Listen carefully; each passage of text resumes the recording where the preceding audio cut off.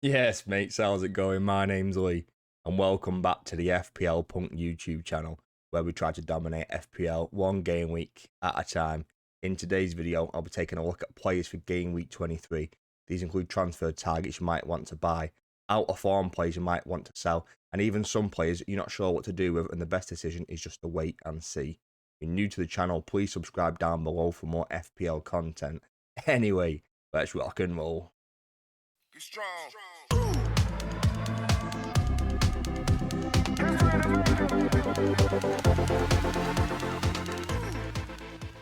Right, mates, first up, and in my opinion, the only defensive options you should be looking at are from Liverpool. And that's because they've got Ipswich this week in game week 23, followed by a double in game week 24. Bournemouth and Everton both away. Yeah, they are both away, but I still think they're good games, and it is a double, followed by Wolves at home in game week 25. And for me, the best defensive option from Liverpool is still Trent. I know he's 7.2 million, but he's only 26.7% owned. Like, he's still got room to grow, and Liverpool are obviously they're still a great defense, and he offers that attacking threat as well, and that's the reason why I still think Trent is the best. I'd probably put Canate second, just down to the fact because his price, like, he's only 5.1 million, as opposed to the likes of Van Dijk and Robertson. And he does get the odd attacking return as well. I put Van Dijk over Alisson in third, just because he obviously gets more attacking threat because he plays outside of the goal. He is 1 million more expensive, but I think Van Dijk is worth the 1 million over Alisson. I don't really like making changes in the goalkeeper position, but I think if you had to make any goalkeeper transfer, it would be probably this week or next week, just because they've got that double. Just kind of keep in mind that if you do plan on playing the assistant manager chip in game week 24, you need at least one Liverpool spot available. So don't triple up on Liverpool if you are thinking of playing the assistant manager chip and getting slot in there for that. First midfielder I want to talk about, and he's very, very much on the buy side of things, and I feel like I've spoken about him nearly every single video this season, is Brian Mbeumo. He's Brentford midfielder, 7.7 million, 30.9% owned, and he's just been a monster this year. I said weeks ago that people should hold him. That was the right decision, and now people that don't own him probably should start thinking about how they can get back to him and how they can buy him once again. I don't own him. I'm going to look to buy him in like game week 24, 23, 24, 25, like around that period. I think you just kind of need him. Like, I think he's a great value at 7.7. I think his price might have gone up ever so slightly recently as well. He might be 7.8 now. Made 20 appearances so far in the league, 13 goals, 3 assists, 133 points so far. Some of his key stats per 90, and they're not the greatest, but he just seems to be doing just doing bits, mate. Like, he's on penalties as well. Like, he's still getting 2.2 shots per 90, 3 key passes. Next year of 0.34, an expected assist of 0.29. They've got a decent run of games in now. Crystal Palace away in 23. I wouldn't put that down as a grey fixture. I think the way Brentford are playing and the way Crystal Palace are playing, they're both pretty inconsistent, especially in Brentford away from home. Any home game for Brentford, I think, is a good game. So I'd at home to Spurs in game week 24. Still think it's a good game, followed by West Ham away, Leicester away, and Everton at home in game week 27. His predicted points kind of range from 4.9 to kind of 5.2. He's solid. He's going to score goals. He's going to get points. He's going to get penalties, and he's just going to keep doing what Mbeumo does. Next up, we've got Amad Diallo. Really, really cheap at 5.5 million. Plays for Man United. 22% owned. Made 19 appearances so far in the league with 14 starts and 5 off the bench. 6 goals, 7 assists, and he's finally hit the 100-point club. He's just been a beast for us pretty much all season. It doesn't matter if he plays right back, right wing back, right wing, or attacking mid. He's just a beast, mate. He's absolutely quality, and I feel like I've been speaking about him for quite a while now. Every single United fan has been kind of banging the drum to get him more starts and get him further up the pitch. Yeah, mate, he's a beast, absolute beast. And some of his key stats per 90 over the last few game weeks. He's getting 2.87 shots per 90 with 1.64 key passes. He's got an XG of 0.4 between game week 17 and 21. And he's got an expected of 0.27. And Ahmad's a weird one where, because of his price point, I wouldn't want to move your budget midfielders around too much. But I think if you can get to him or you want to move some things around, I think Ahmad is the best around that price range. And he's probably the one I'd go for. I don't really see Enzo as an option now. I think he's better than the likes of Semenyo. I think he's better than Rodgers.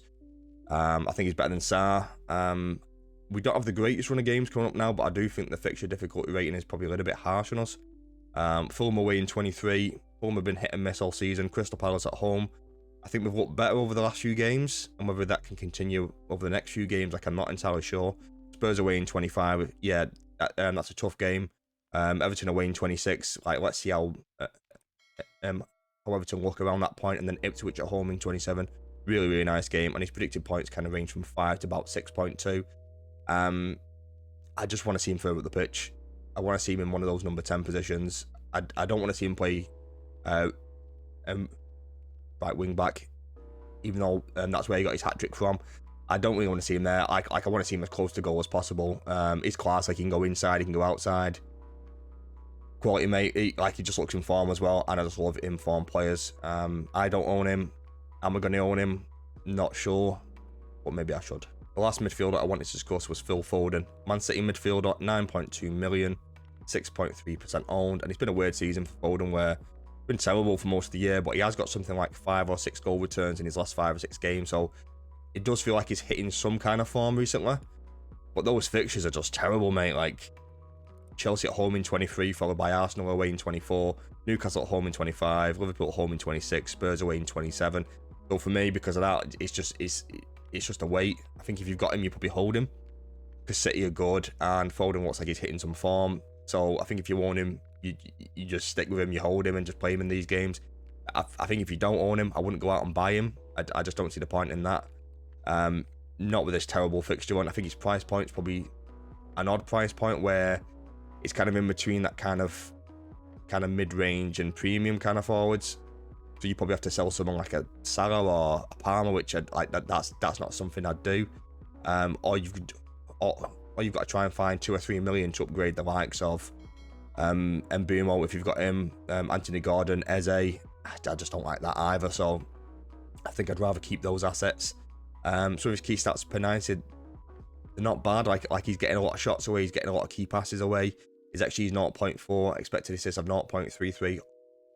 All in the games between game week 17 and game week 21. So he is doing bits, and he's looking better. But for me, it's just a wait and see right now. The first forward I wanted to discuss is another Brentford player, Johan Wissa. Plays for Brentford, 6.2 million, 9.8% owned, and he's a buy for me, mate. He's looked great all year. So his key stats per 90 over the last few games are great. He's made 19 appearances so far in the league, 18 starts, 1 off the bench, 10 goals, 3 assists, 97 points. Chances are he's going to hit the 100-point club in game week 22, but I'm recording this before all the games in game week 22. Key stats per 90, great over the last few games between game week 17 and game week 21. He's getting 3.93 shots per 90. He's like, his key passes don't matter because that's not his game. Like, he's only getting 0.83 key passes. And that reflects his expected assists of 0.04 as well. But he's got a monstrous 0.71 XG over the last few game weeks. Just a beast, mate. Really, really good player. Just works in their system so well. Crystal Palace away, I wouldn't mind even buying him for that game. And I think if you can't get him in 23, I wouldn't even mind buying him game week 24 at home to Spurs. West Ham away in game week 25, away to Leicester in 26, at home to Everton in game week 27, and his predicted points range from kind of 4.9 to 5.3. He's going to keep getting goals. They've got a good and they've got a good run of games there now. I think if you're looking for a forward, particularly around this price point, Wissa would be the one to go for me. I don't think I'd look at the likes of João Pedro, who's probably 5.8, 5.7 or so now. Raul Jimenez. I'd just go and get Wissa, mate. I just think he's too good to pass up at that price point with the fixtures coming up. The next forward I wanted to discuss is just the man who is red hot right now, Alexander Isak, 9.4 million forward for Newcastle, 57.6% owned, 19 appearances so far in the league, 15 goals, 5 assists, 135 total points.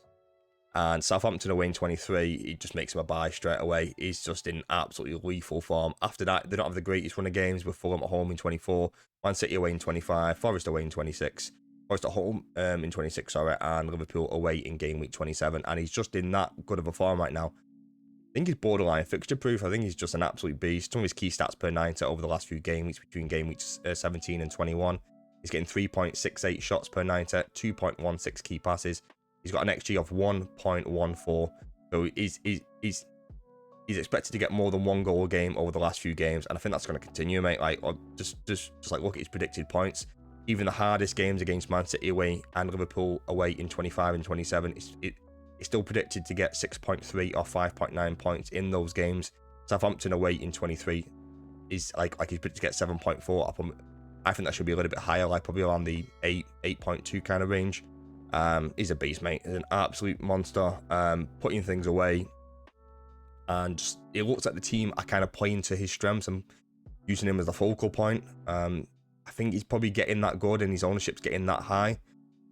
Owning Isak on his own just isn't enough. I think you probably have to partner him with the likes of Gordon or the Hall. The last forward I wanted to talk about in this video was Gakpo. And he's looked good over the last few games. His minutes have always been a concern. He's only 7.4 million, 8.8% owned, plays for one of the best attacks in the league. And they've just got that great double coming up.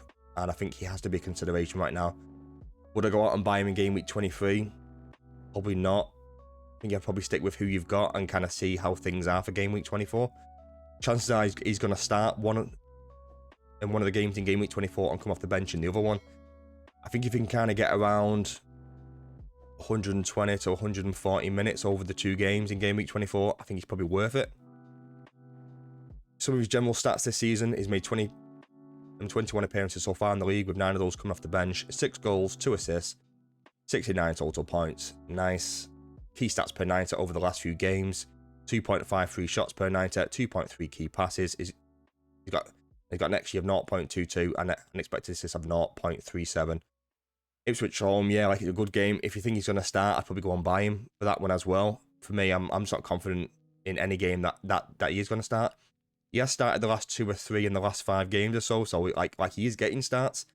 And I can see that Luis Diaz and Diogo Jota are both yellow flagged, so they've got maybe some kind of minor injury. So it might be worth going for him now for the Ipswich game, and then you've got him for the double. But like you can see his predicted points down there. If you're just playing the double, he's predicted to get 9.1 points. Beast, mate. Like if he gets a goal in either of those games or both games, like you absolutely laughing. Just feels a little bit risky for me for game week 23. So as a result, like he's probably a wait and see. But if you want to go and buy him for 23, do it, mate. And then you've got him for 24 for the double. Don't hate it at all, mate. Right, mates. That's it for today's video. I hope you enjoyed. There's a lot of great options out there, both in midfield and the forward line. Don't forget to subscribe, leave a like, and drop a comment down below. Have a good day. Good luck for game week 23. Peace and love.